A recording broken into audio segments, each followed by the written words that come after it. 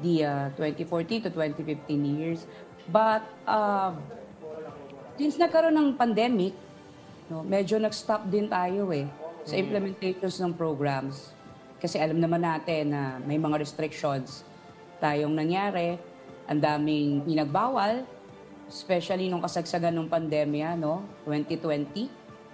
Naramdaman natin yan. And tama po kayo na ang unang-unang naapektuhan yan is yung mga nagtatrabaho o yung ating world of work.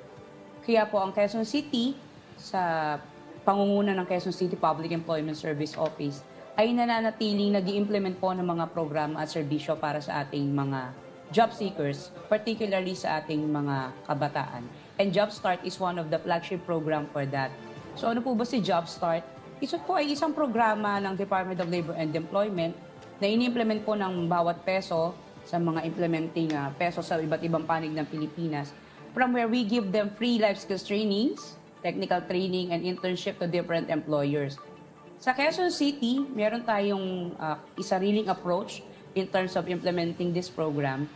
Alam naman natin po na ang Quezon City ay isa sa tahanan ng BPO industry sa Pilipinas. And one good thing about the BPO industry or the IT and BPM industry is that kahit nagkaroon ng pandemya, isa sila sa hindi huminto sa pagbibigay ng trabaho at serbisyo para sa ating mga job seekers. Kahit na tinamaan tayo ng pandemya, no, itong ating BPO industry, sila din ang kauna-unahang nag-offer ng work from home setup para doon sa mga empleyado nila, at the same time sa mga nawalan ng trabaho na gustong magpatuloy so that they can provide, no, for their families.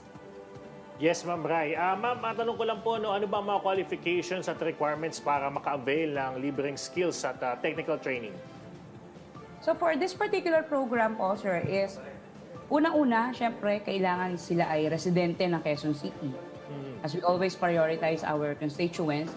Pangalawa po, at least 18 to 24 years old, walang trabaho, as much as possible. Kung meron mga experience, dapat hindi po ito lalagpas sa 12 months. Sila din po ay dapat na hindi nag-aaral or hindi nag-undergo ng kahit anong training sa kahit anong training institution or eskwelahan. Yes, ma'am. So, banggit nyo kanina yung BPO, no? Mayroon tayong mga call centers na available for training. Aside po doon, alin pa po yung mga pwede nilang pagpilian o mga available na trabaho po na nakalatag? For this particular program kasi, sir, we are prioritizing the IT and BPM industry. But if they want to apply, no, sa ibang trabaho, they can always visit po our PESO office. And kami po ay located sa 4th floor, Civic Center Building A, Quezon City Hall.